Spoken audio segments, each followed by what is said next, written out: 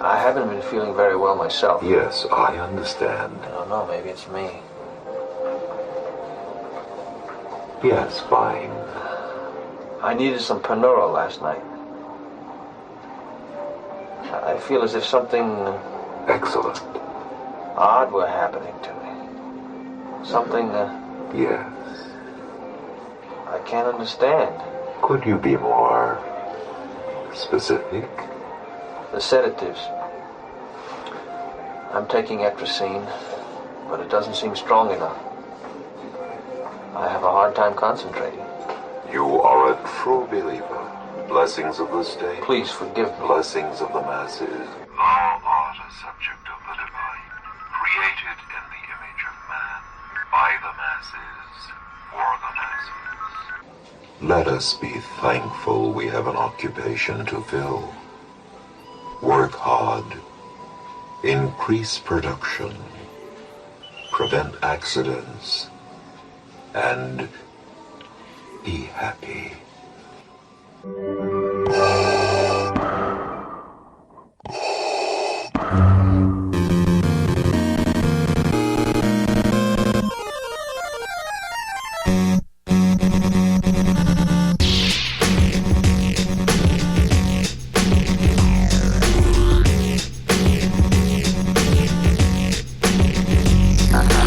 Welcome, Masters and Padawans, to episode 621 of Full of Sith. Bryan Young, the host of the show. With me, as ever, the redoubtable Holly Fry. Aloha. Blessings of the state to you. I wrote that down on a piece of paper while I was watching what we're talking about today. Yeah. So today's episode, Holly and I have actually been planning this for like a month. And then every time we get ready to talk about it, some cool or interesting breaking Star Wars news comes up. Yeah. And How dare. I know, right?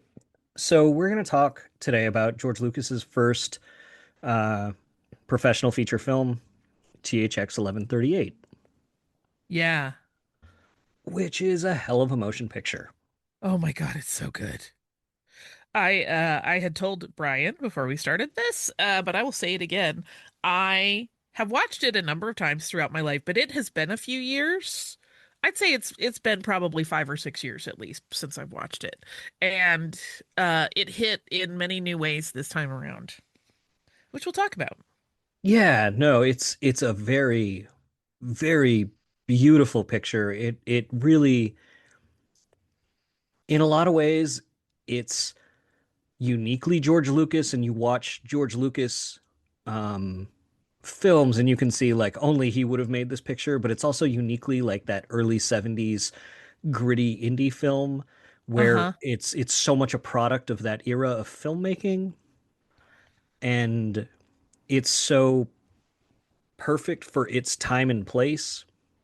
And movies like this, they just don't make movies like this anymore. Um, and it's just really, really terrific. If you haven't watched THX 1138 before, that title might seem like nonsense, even though you've probably encountered THX or the number 1138 many, many times. Both If you've have, sat in a movie theater. yeah, I mean, THX 1138, even if you've never seen the movie, has really penetrated the culture of cinema for a lot of reasons. One, 1138 or THX, they've both sort of become standard uh, Easter eggs in Star Wars, right? Yeah. Dating back to A New Hope, um, Luke Skywalker's prisoner transfer from cell block 1138, or General Rieekan send rogues 10 and 11 to Station 38, and so on. Even in Phantom Menace, there was that battle droid with 1138 printed on their backpack. There was a clone with 1138 on the back of their head in Attack of the Clones, and so on. Like they've made the number and the THX thing have made their way into Star Wars in a lot of different ways. THX obviously was probably a lot more recognized by people because of its status as the gold standard and certification for sound and picture quality for a long time. Mm-hmm. Um, THX certified audio and video is how we knew something was going to be great. That tone, that great tone that would open up movies if you open up your classic sort of the last VHS or Laserdisc versions of Star Wars that you got before the special editions had that, sort of blue box with the THX logo that would rise up and have that tone, and that kind of came from THX. But all of that started with not even just this movie, THX 1138, even going back a little bit further, George Lucas's student work, a short film that ran about 15 minutes called Electronic Labyrinth, THX 1138 4EB, Yeah. which I also watched in preparation for this. You did. I did. Nice. Which is interesting too. It does lack some of the polish of THX 1138. Obviously, I mean George Lucas is um, he's a student at this point still, and he's working with a crew of Navy students, which I thought was very very funny. I hadn't quite dove this deep into the production of Electronic Labyrinth THX 1138 4EB, but I didn't realize, like, in my head, I always thought George Lucas just went to film school, but I didn't realize that he actually did 2 years of anthropology before he transferred in his junior year to the USC Cinema Yeah. School. Yeah. And that's where, in those 2 years of anthropology, he got Joseph Campbell and all of his philosophy, and it really sort of imprinted on him. And then he went junior year to um, cinema. And as he was getting ready to make a movie or whatever, one of his instructors said, "Hey, you should really go teach as a student teacher at the Naval Academy because they have all the money in the world and they don't know what to do with it, and they have all the equipment that you'd want to use. So you could just make your film and they'll pay for everything and they have all the equipment, and then you could just use the naval students as your crew and your cast and everything." So George Lucas was like, "Oh, well, okay." And went over there and taught, and then used his students, his students, as him being a student teacher, as his cast and crew for THX 4EB, the student film. But that also got him access to all of the locations he used. So he got to shoot in like nuclear facilities and all kinds of places that he would not Yeah. ordinarily be allowed to film for that student film. And that is what really got him on the map to be able to do things. And it is so um him. It's so uniquely his DNA. It is. It really, really is. It's very interesting to me that in a movie that in its bigger theatrical version, I haven't watched the student film, I'm embarrassed to tell you, but that like the start of this project in its student film form had a lot of very smart considerations in terms of money and budget and how to make it up, and budget plays such a weirdly large role in the narrative. Yeah. Um it's funny um listening to the commentary and watching the movie again, bearing that in mind. George Lucas really directed this as a comedy. And for as grim as the movie is, watching it knowing that George Lucas is sitting in the back going like, "Oh man, all of this is just so absurd and hilarious." THX is a funny movie. When you It certainly has plenty of funny moments. I mean, if nothing else, like the police androids to me have always been equal parts menacing and very, very funny Yeah. Well, so because they're like turtles. Like once you knock them over, they can't get back up. Like they can't, you know what I mean? They're a wildly um dichotomous component of the whole thing in that regard. yeah, no, I love that shot of one of them just like running into a wall repeatedly. Yes. Um, for those who haven't seen it, a quick explanation of the plot. Um, THX is the name of the main character played by Robert Duvall in the feature film, and he lives in a society that is controlled completely by um, drugs and consumerism. They are um, they have all of their feelings sort of suppressed. They're not allowed to reproduce. Um, any sexual urges that they have are taken care of by machines. Yes, they have roommates and partners, but they are not involved with them in any way romantically. It's just sort of they exist because that's sort of how maybe society had existed beforehand. Um, and his partner, La, um, LUH, she had gone off of her meds at one point and started feeling and sort of falls for her partner, which is Thex, which is interesting. Walter Murch in the commentary points out that the names of the main characters, Robert Duvall as Thex or THX, um, he said that it has this vocal quality that evokes sex, and LUH is evocative of love. And Sen, who is Donald Pleasance's character, and is this man who's learned how to manipulate the system, is evocative of sin. And there's a number of other characters who have abbreviations of their names that sort of remind them of philosophers. There's a guy whose name roughly is the equivalent of like Nietzsche or things like that. But she starts messing with his medication so that he starts to feel, and the two of them fall in love. And he decides that the cage that he's living in, a cage without walls, is something that he's very interested in escaping, and that he doesn't want to go back to the life of not feeling things.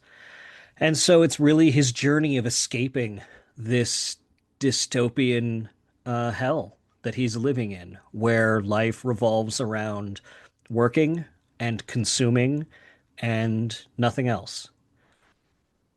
And that's really it. It's a very simple story.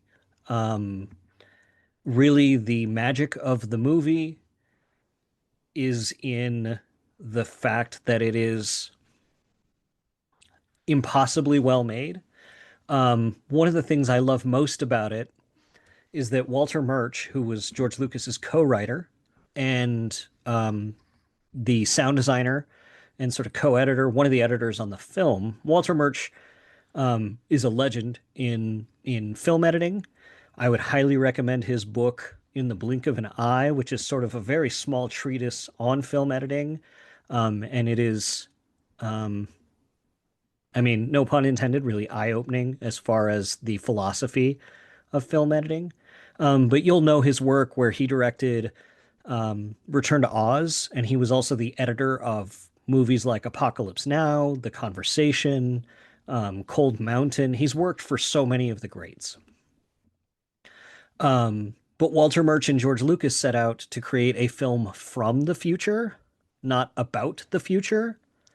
So they really tried to create what they called, like, in the commentary, they talk about how, like, one of the things they loved about Japanese film is that it's coming from a culture where they don't stop to explain all the idiosyncratic um, quirks of the culture to the audience. They just assume the audience understands those quirks.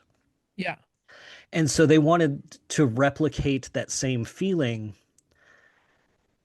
in this science fiction setting, as though this was a film from the future where they didn't have to stop and explain those idiosyncratic quirks because the audience would be from that future as well and understand those things. So it would feel a little bit disorienting in that dystopian world. And you notice that that's something that they really carried forward with Star Wars. Yeah, it's also really interesting to consider that idea or that style of writing the film juxtaposed against the way they really artfully unroll the narrative for the viewer, because they do initially you're dropped in and you don't know what's happening at all, but they do leave like the breadcrumb trail of information where like each scene kind of paints in more of the picture so you get a greater understanding of what this society is and how it functions. But you don't get it all at once, you don't get it through exposition. It's literally a show and tell game where like each subsequent scene, each subsequent conversation, each subsequent shot even gives you more of that information so you can synthesize the greater whole yourself, which I think is like so masterfully played out here. Yeah, no, this is not a film that you can like just watch while you're doing something else. I mean, you Th could, but you're gonna miss a lot. yeah, no, this is a film that really requests your attention because George Lucas is like the thing I love about it is that the soundscape tells a lot of the story, but it only sort of implies it, Yeah.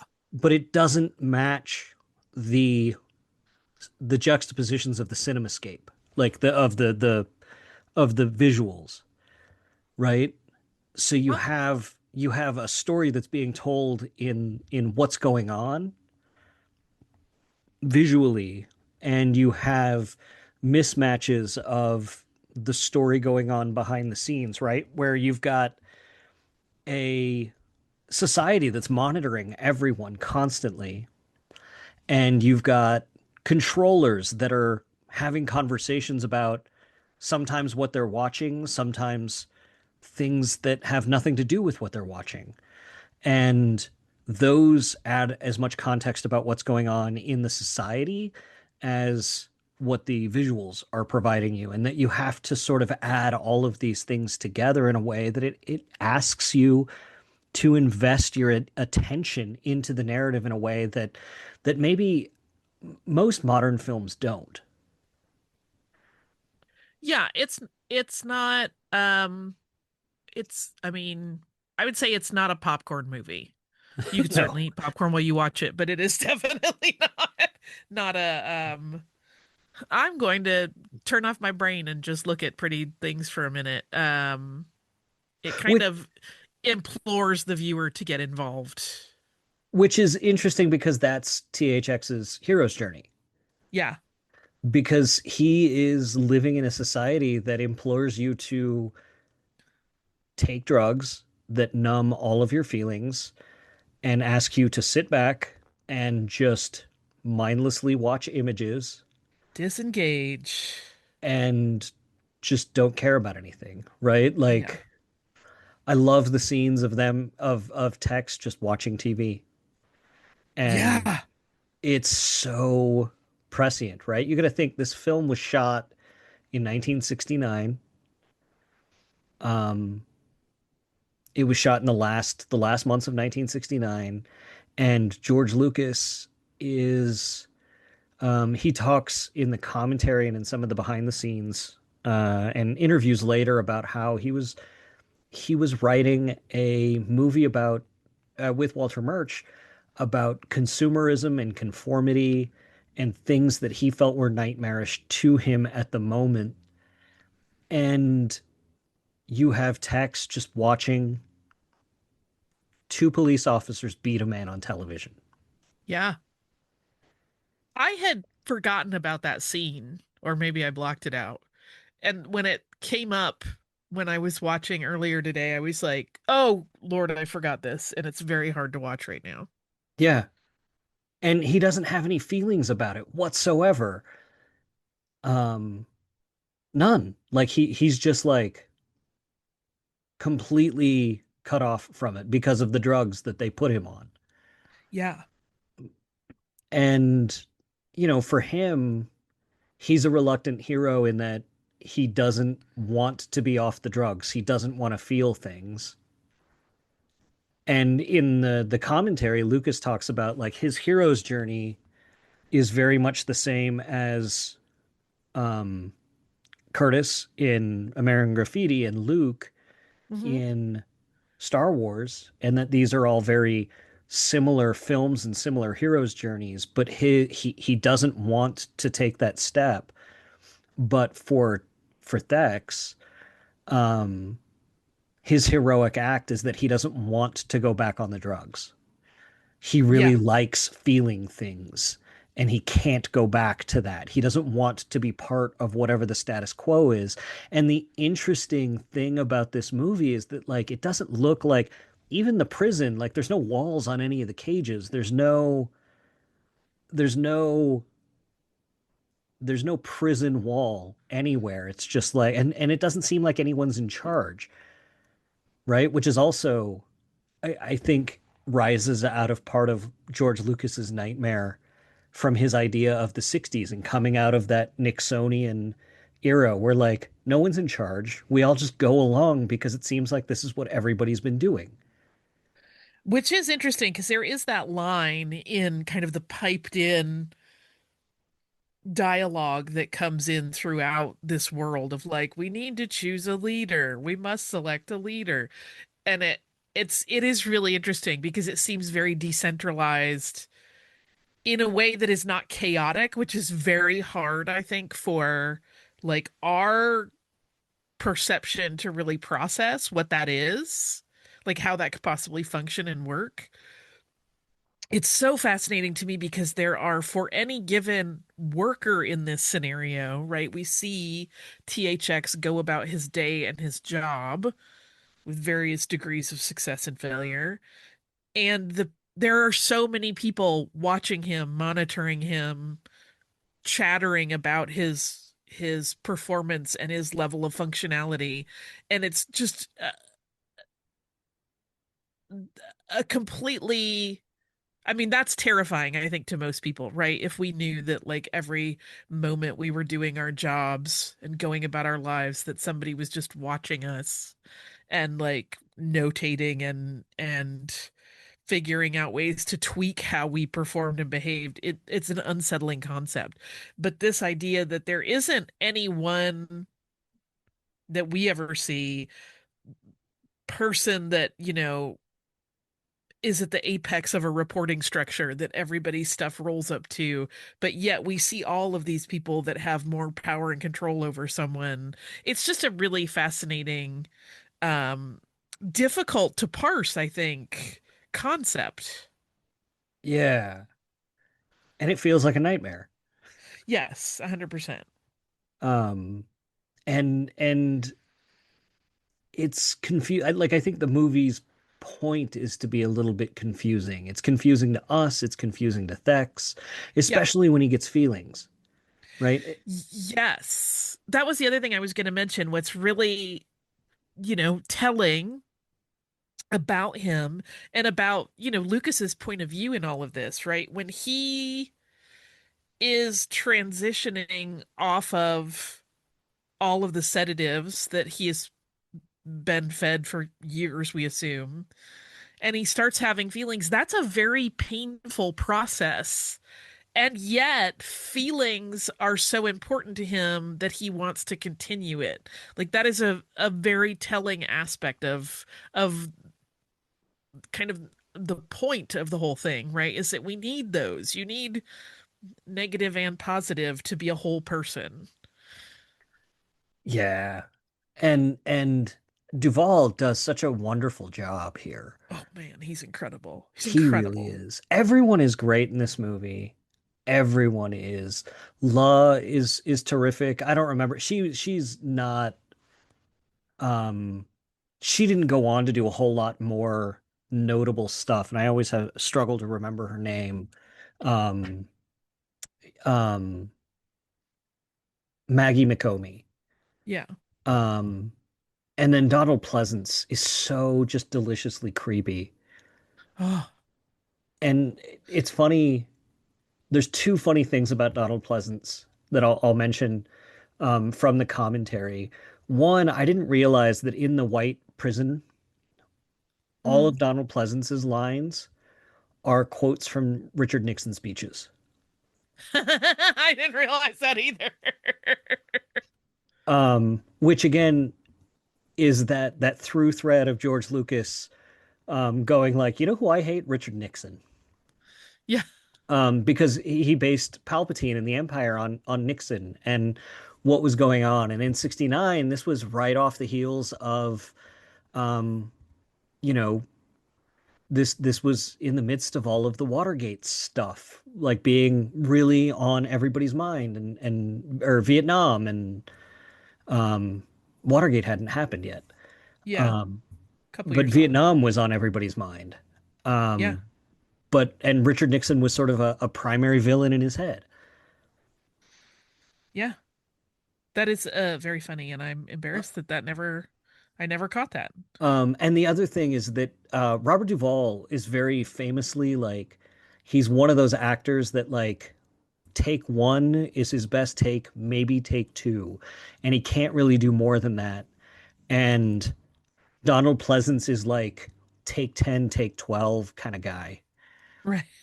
And Lucas in the commentaries just like my nightmare was, I'd get my best take out of Bobby Duvall on take one, and then I'd get my best take out of Donald Pleasance on take 10, take 12. And like this was before I had the technology to just mix the best takes. And, you know, I was pulling my hair out because I just needed to figure out where I'd get a balance to get Right. a good take out of both of them at the same time. And you could see him thinking even back as far as 1969, how could I make technology that would fix Right. this problem for me? Right. Um, because yeah, like just different actors having those different working methodologies. And it's something you hear a lot about from other directors too, especially about Robert Duvall actually. Um, on the commentary for Godfather, Oh um, yeah. like Francis Ford Coppola talks about that with Robert Duvall specifically, and the scene where he has to tell Marlon Brando about Sonny's death.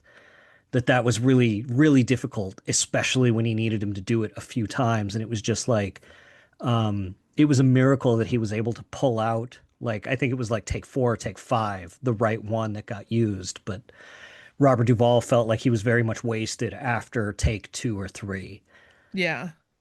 Um, but those were the two really funny Donald Pleasance anecdotes. Love Um, it.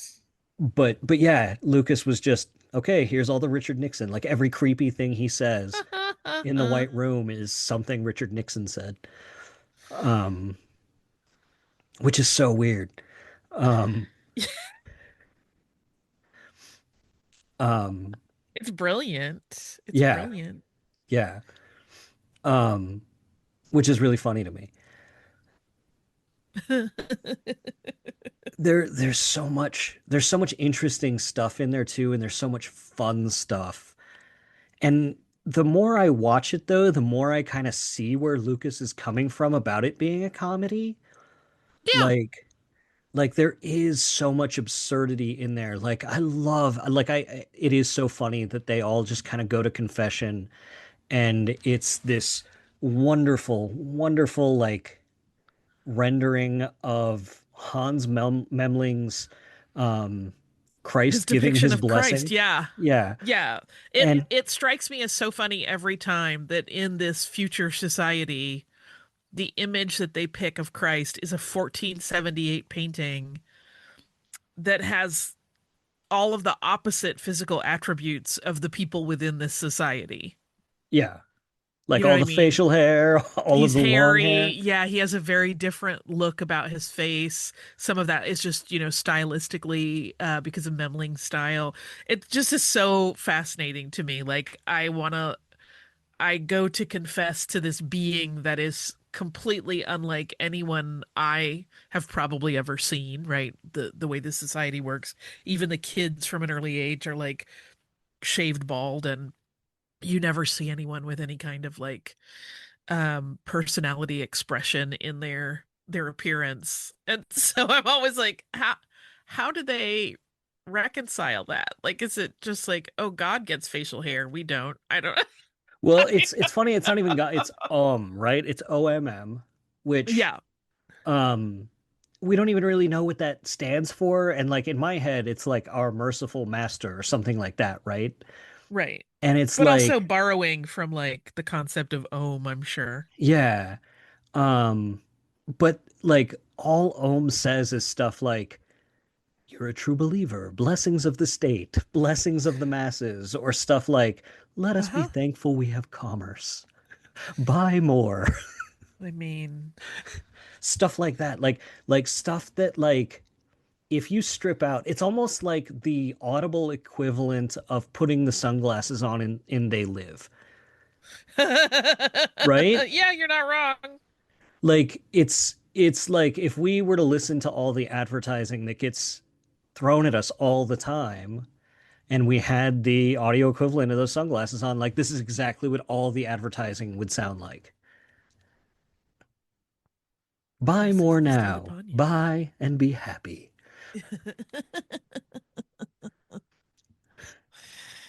Yeah. Like like this is funny. Like this exchange is funny. He's like, I think I'm dying. Could you be more specific? And then he just And then he throws up barfs. Yeah. and he's like, you are a true believer. Blessings of the state. Uh-huh. Like, because it's just like, it doesn't care. No. No, it's meant to soothe and placate. It's not meant to actually give anyone any kind of spiritual benefit. Yeah.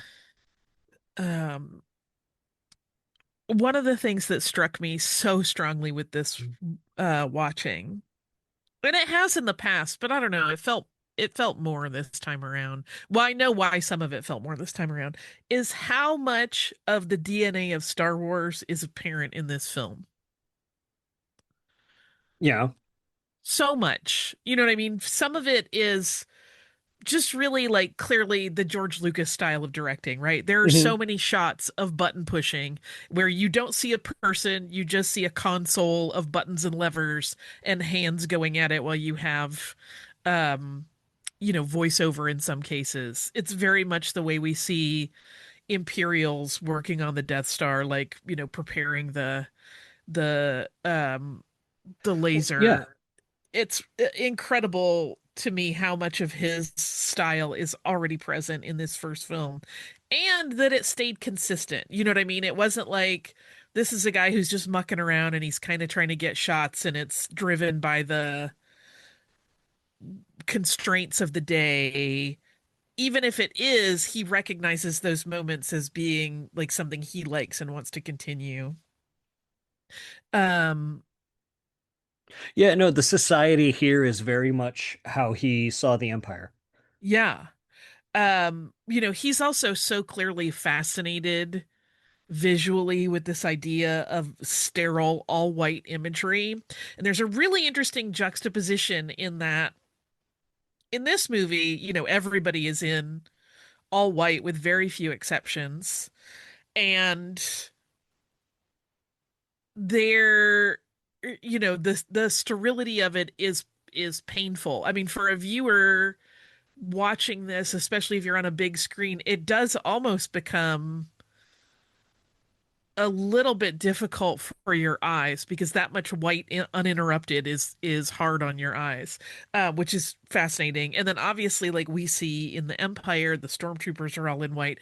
However, the thing that he does in Star Wars is this cool juxtaposition where he also puts heroic women in all white, and they're like, I mean, it's the same thing, right?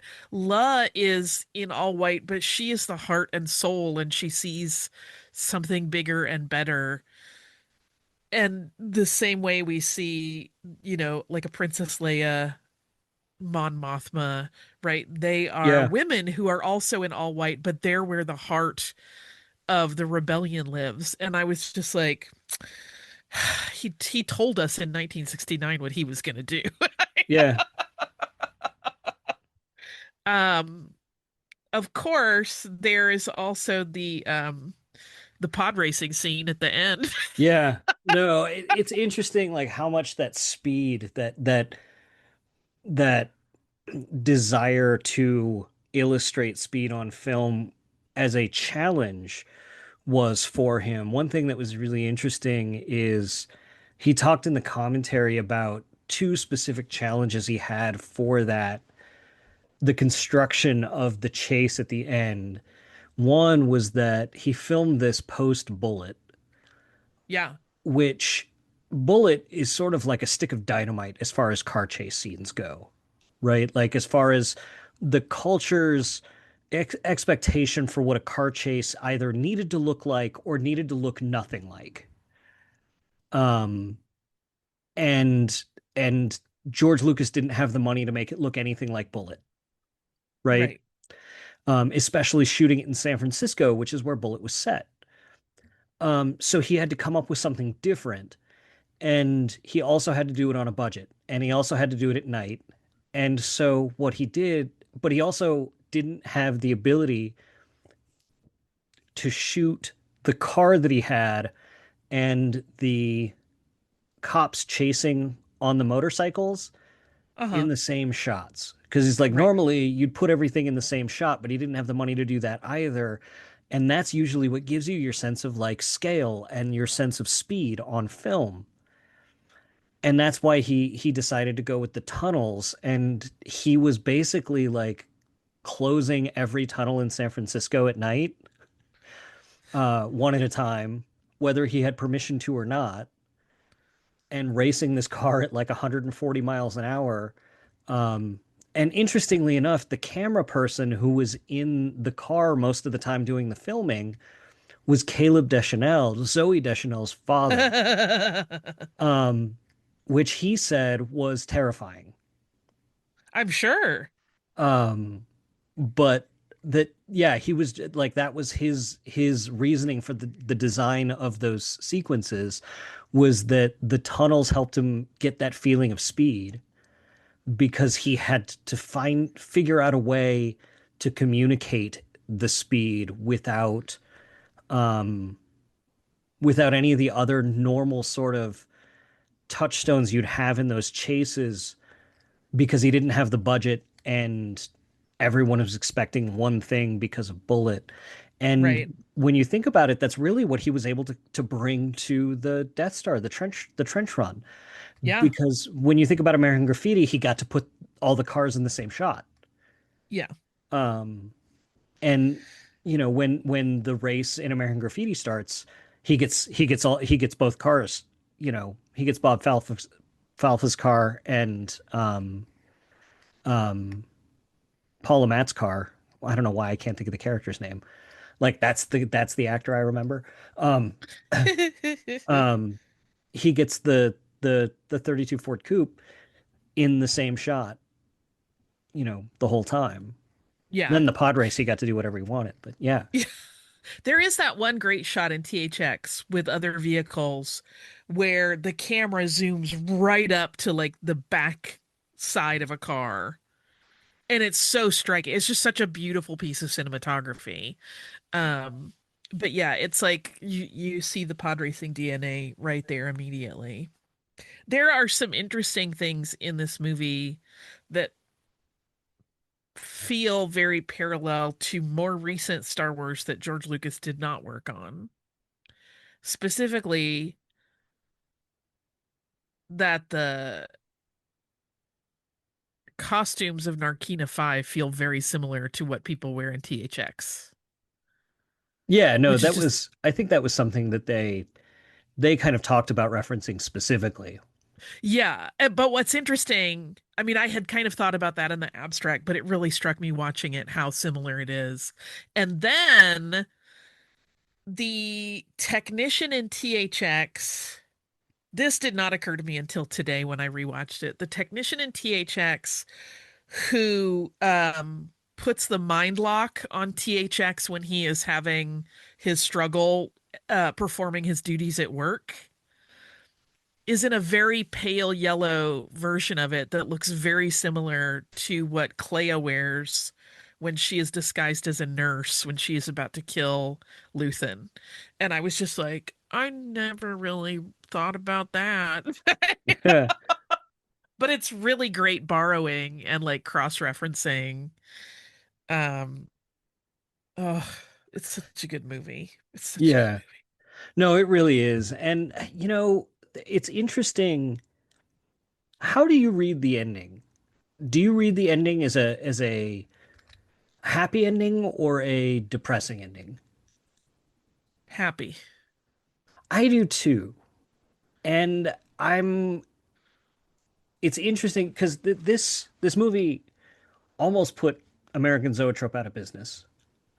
Right. Um, and part of it is because the executives at Warner Brothers thought it just felt like a giant bummer.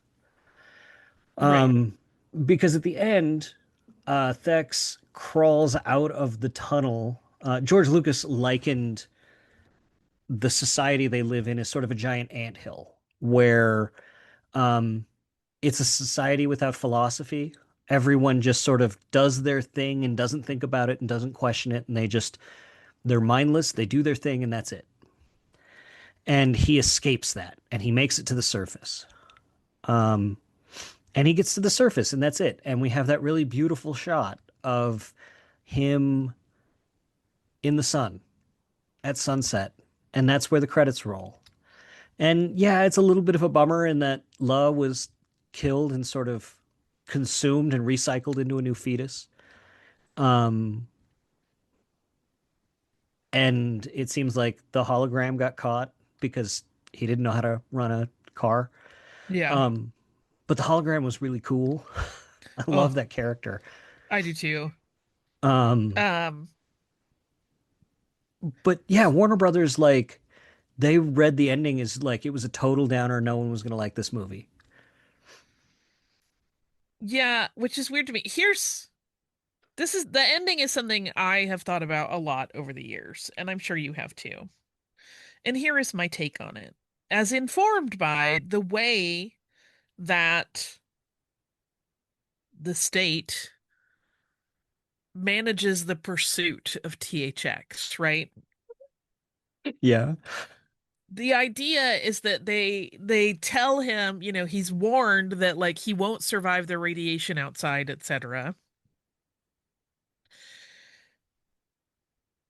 But like if that were the case, that idea of him being worth a certain dollar amount, and they have already lost his productivity at this point, right? They deemed that he was not fit to work any longer, but that it was more expensive to kill him so that they would just leave him in, a reconditioned, imprisoned state for the rest of his life, however long that may be.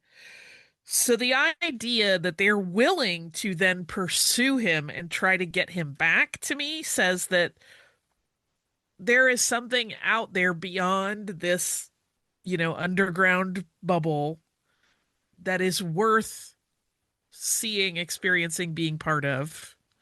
Otherwise, they would never have bothered. They would have been like, great, go, you'll be dead. And that's one less thing. We don't even have to pay for your imprisonment. We're done. But instead, they go to these great lengths right up until they're like, no, now we've passed the point of no return financially. And they wouldn't want him back if there weren't something worth knowing and seeing on the other side. That's See, my my take. my thought was like after this dollar amount, whatever whatever happens is more expensive than we're willing to spend, and he can do whatever he needs to because we literally can't afford to spend another penny on it. And because they're just that absurd. Like it doesn't make any sense that they're, you know what I mean? Like their society doesn't make sense in general, right? Like we're going to drug everybody so they can't feel anything and they'll just work. But why? Like it's self-perpetuating for no inherent benefit to anyone, and that there's no, it's centralized, but to what end? Um, but that he makes it to the surface and doesn't just sort of keel over. To me, the ending to me kind of felt like it's the idea that like he made it, he didn't die immediately, and they would have stopped him if there were that much radiation out there because whatever he used to get out would leak into whatever and destroy what they had. So the fact that they didn't stop him because that wasn't too expensive to stop meant that the radiation was probably a lie or had ended years ago and that he has a Right. chance to start something new. Right. We're saying the same thing in different ways. Okay, perfect. I don't know. This film is it's one of those things where it's just like, yeah, I don't know. It's just it's It's very rich. yeah, no, it is. It gives you something every time, even though like there's a simplicity to it. Like it's not a complicated film plot wise. Like, But it offers a lot of things to consider and think about. yeah. Yeah, it's just really good. And yeah, this almost uh it almost killed American Zoetrope. Which is actually an interesting story that George Lucas told in one of the bonus features on the disc. Um, that I think is hilarious. Um, so Francis Ford Coppola had made Finian's Rainbow, which is sort of like the last film that Jack Warner had put into production at Warner Brothers. And it was a musical with Fred Astaire, and Francis Ford Coppola was directing it. And it was sort of like Francis Ford Coppola was like this legend because he was a film student who'd made it into the old system. He was a young person who made it to the into the old system, which was unheard of at the time. Like Right. being a young person in that system, like being 40 was being the young person in the system at that time. And George Lucas, because of Electronic Labyrinth, the student film version of THX, had won a like a 6 month like stipend and internship at Warner Brothers. And his whole thing was like he cared a lot more about animation than he did live action. And his plan was to go learn from like Chuck Jones and learn the animation department stuff. But literally the day he showed up was the day they dissolved the animation department. And the whole place was a ghost town, and the only film in production was Finian's Rainbow. So that's how he met Coppola. And then they decided, like, well, what if we just use all this money that we've got making this? And Coppola just seems like the opposite of George Lucas, and that's kind of how they describe him. They decided they were going to go cross country, starting in New York and driving back to San Francisco, and they were going to make a movie and sort of just find locations as they went. And Robert Duvall was going to be in it, and George Lucas had money set aside to make the documentary about this movie, and this is what was called Rain People. This is how Rain People got made, Yeah. and they did that. They sold it to Warner Brothers, and it was this modest hit.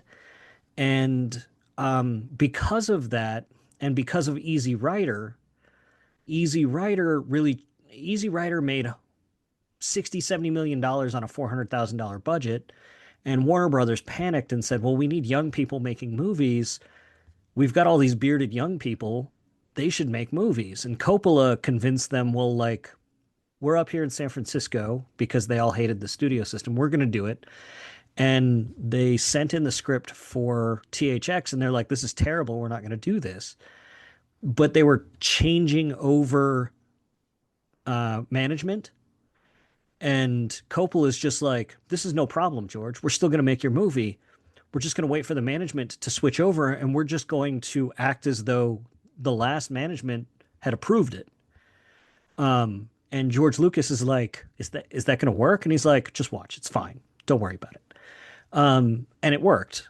And they're like, "Okay, I guess you're making this movie." And Coppola goes down to Warner Brothers and they agree to finance 7 movies, starting with THX. And Coppola then, while George Lucas is making THX, scrambles to get 7 scripts made. One of them is The Conversation. One of them is Apocalypse Now, which John Milius starts writing, that George Lucas is attached to direct at this point. And there's some other films in there, but like The Conversation and Apocalypse Now are the two I remember on top of THX that are like part of this slate. And they're like, "Well, we need you to come down after THX is ready." And they request 12 copies of each of the 7 screenplays and THX to be screened. And Coppola gets this giant metal box that everyone says looks like a coffin and packs all of the screenplays into it. And on top of this metal coffin has the Zoetrope logo, like elaborately put onto it, and comes down like this grand poobah and gives this brilliant speech before THX plays and says, "This is the kind of movie we're going to be making. This limited, uh, um, we're not going to get in the way of these filmmakers. They're going to create this amazing art, and this picture's amazing. And um, this is really an example of the kind of movies you're going to be getting out of American Zoetrope. And here's all the scripts, and it's going to be great." And they played THX, and it just went over like a lead balloon. They all hated it. And it probably wouldn't have been so bad if Coppola hadn't given the speech about how this was exactly how all the movies were going to go. And it felt like Right. it was very clearly he didn't supervise George Lucas. Like he just let him go. And it's funny because Caleb Deschanel and Marty Robbins, who's actually Marty Robbins is the guy who played Robert Duvall in the last shot of the movie that comes out of the ground at the sunset. Right. Um, they were actually standing by for all the screenings of THX in case they tried like to go abduct the print in case they tried to change it. Um, because and they did, they cut like 5 minutes out of it. And Lucas and Coppola were like so pissed about this because they were like, why change it? Like you already don't like the movie. Nothing you change about it is going to make the movie more saleable to a taste that you're going to like. Like, why change anything about it? Right.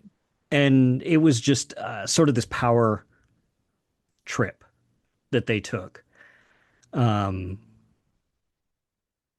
it was just sort of to stick it to George Lucas. And then they did that again on American Graffiti. Universal did on American Graffiti. But they ended up with THX. They sort of buried it and neglected it and canceled all 7 movies and then demanded that Coppola pay them back an additional like pay them back the money that they'd already fronted him and like $400,000 and he was going to go broke and it almost put them out of business, but George Lucas convinced him to accept the job of The Godfather, which he didn't want to take, in order to pay back all the losses that THX incurred. And it's interesting. Lucas said like history would be very different if Warner Brothers would have just backed them, Right. because Warner Brothers probably would have gotten American Graffiti. They would have gotten The Conversation. They would have probably gotten a George Lucas directed Apocalypse Now. Mm. Um, like just those 4 alone would have made them all of their money back plus some. Yeah. Um, and if they would have just like supported THX, it probably would have made more money.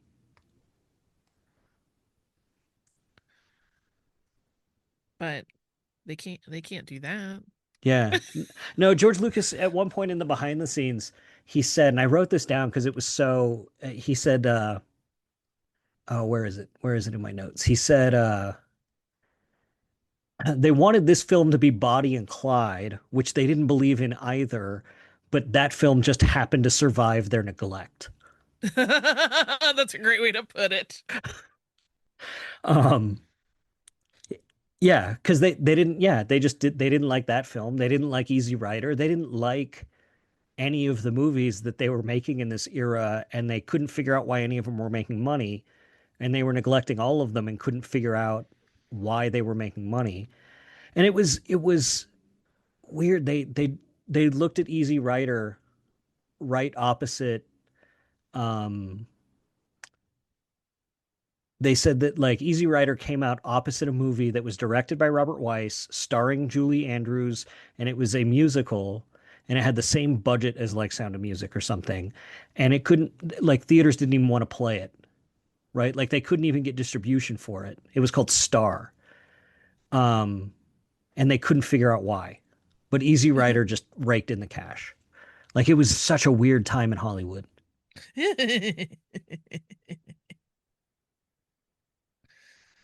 And yeah, and so Coppola pulled Lucas aside and was just like, for the next movie, why don't you do something that's maybe funny and without robots? And that's why he did American Graffiti.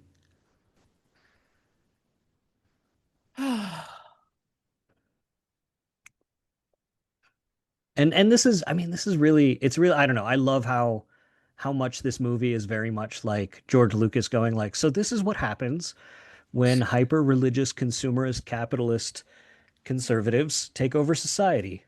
They Yeah. give you drugs to make you not feel anything and just tell you to buy things. And that's one of the Yeah. funny things. I don't know if you, it took me a long time to like watch to actually grok what was happening. But like they go to buy things and they buy like the little red plastic things, the new one. Like he's got the new one. He Yeah. buys it, he brings it home, like disassembles it a little bit, puts it in the recycler. Like he doesn't even keep it. Like it just gets Yeah. recycled into another one. Yeah. I mean, that's one of the really striking things in this movie, right? We live very much in a consumer culture in the United States right now. No judgment, I'm as bad as anybody about it. But the way consumerism is marketed to us is that, buy this thing, it will help define who you are, it will help, signal to other people who and what you are, etc. Whereas this consumerism is not about any of that at all. It's not about having things and keeping them. It's only about the buying part, Yeah, no, which if is you buy this, fascinating. this purchase Pardon? will make you feel happy. Right. It's about that one dopamine moment and then the rest of it is disposable. So fascinating. No, there's so much interesting stuff in this movie. And this is to where he got that philosophy of that lived in universe. Like although like the white sets are that very pristine looking void, right? Which is also very much something you'll see in like A Sunny Day in the Void, like the D Squad episodes.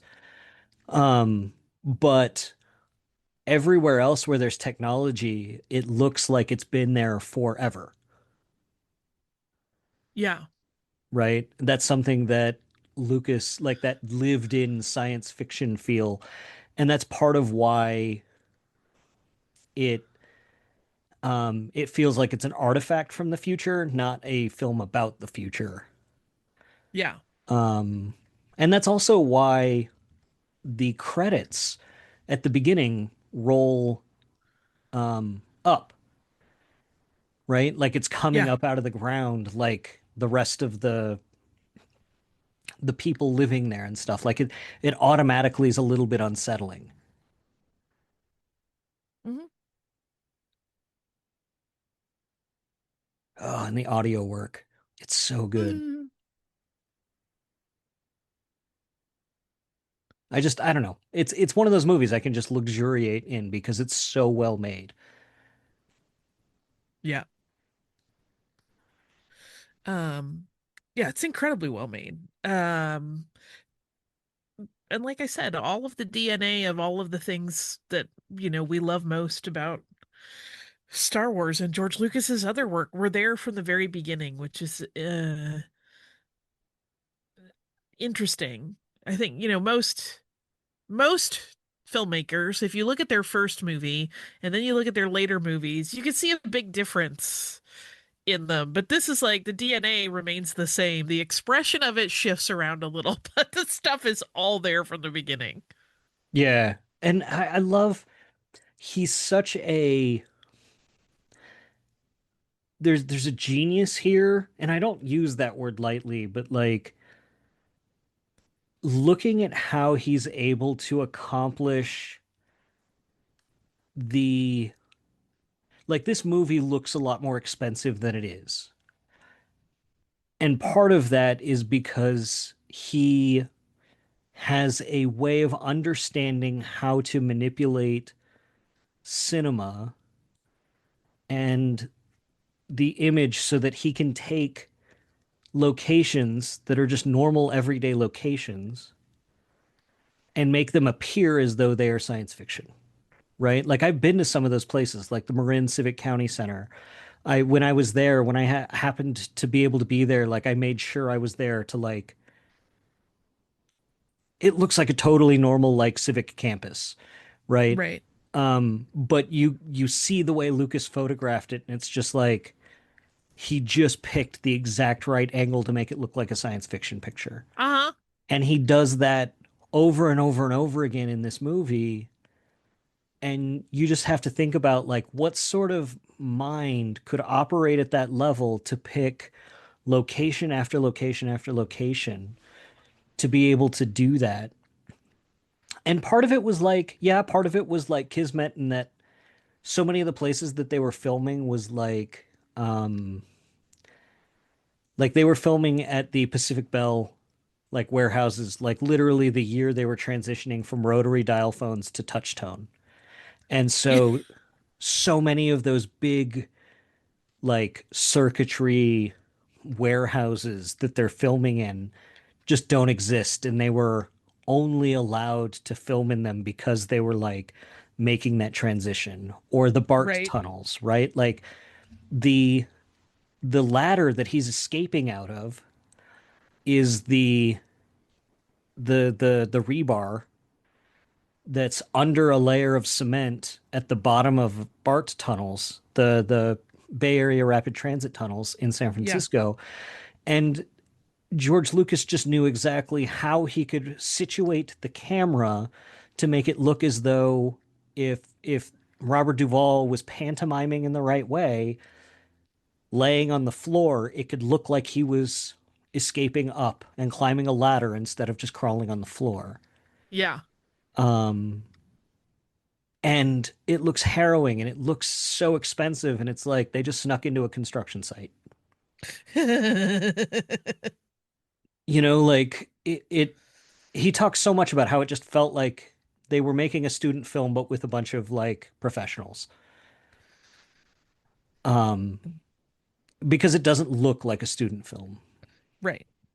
It has that professional veneer, and he just has this way of thinking and looking at things and going like, let's turn it on its side, and it's going to have a different quality to it. It's amazing to look at that thinking at work in a way that's not tied to Star Wars, but to see all of that Star Wars DNA in it. I would recommend it to anybody who wants to understand Star Wars better. Yeah. Um, should watch it. And anybody who wants to understand this better, I would recommend the short film that George Lucas didn't do, but the Canadian film board short film 2187, because I think it gets to the heart of where Lucas was inspired for a lot of the audio quality and sort of how he puts together the montages here. And you see that influence because you see the number 2187 in this film even a lot. And it Yeah. obviously shows up in Star Wars a ton. Yeah. I don't know. I could just keep talking about this. And there's so many notes of stuff that I wanted to talk about that we didn't even get to talk about. Um, like Like stuff like George Lucas originally wanted to shoot it in Tokyo or like in Japan, and he actually Yeah. went out there to scout the locations and realized that it would be way harder and more expensive to try to even just talk the Japanese into like convince them to let him shoot at those locations. Right. Um, and he's like, no, I can't do it, especially when they gave him a budget of $777,777.77. I mean, and if it goes more than 5% over, they'll kill the whole thing. Yeah, Just like THX. yeah. No, it's good. Watch it. Any last thoughts about the movie before we go, Holly? No, other than I love it so much, and I'm glad we planned this so I could do a rewatch because I mean I could do it anytime, but making time for things is always tricky, but it's so incredibly good, and I recommend it to everyone. I remember talking to someone years and years and years ago, probably 25 years ago, about this movie and how much I loved it, and they were like, "I just thought it was boring," and I just remember being so befuddled I didn't know what to do with that information, and now Yeah, even more so. yeah. No, I don't know. I don't know what to do with that. Um, I'm not sure how this movie. Yeah, I don't know what. Um, yeah, I don't know. This movie's not boring. Yeah. Yeah, not even a little. Where can people find you, Holly? I am on Blue Sky as Holly Fry and on Instagram as Surly Girly 5. I am, of course, still doing Stuff You Missed in History Class, which is now still available in all the podcasting audio places you listen to, but also is now on Netflix. Um, which is weird. And you can catch me on the History Channel, on The Unbelievable with Dan Aykroyd, and on Monster Quest. I think that's all of it. How about you, Brian? You can find me on online at Swankmatron on Blue Sky and Instagram and at swankmatron.com. I've got a new Shadowrun book called Cortex Bomb out. You can find that wherever you get digital releases. And this month I have a new Battletech short story out that you can get at the Catalyst Game Labs website. That's pretty fun. Um, and if you go to Mike Stackpole's Chain Story project, I'm finishing up my serial novel.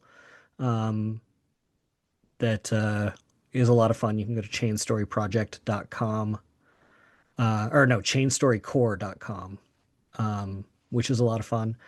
As far as Full of Sith goes, you can go to fullofsith.com and go listen to the entire back catalog of episodes. Um, and you can go to email us at holocron at fullofsith.com. We love hearing from you. And be sure to rate and review the show wherever it is you listen to it. Um, do you think there's anything else, Holly? No, I just hope everybody's taking care of themselves and each other as best they can. Yeah. That's kind of all we can ask for at the moment. So, for super producer Mike Pilot, for Holly Fry, I'm Bryan Young. Let us be thankful we have commerce. Buy more. Buy more now. Buy. Blessings of the state upon you. Yes, and blessings of the masses.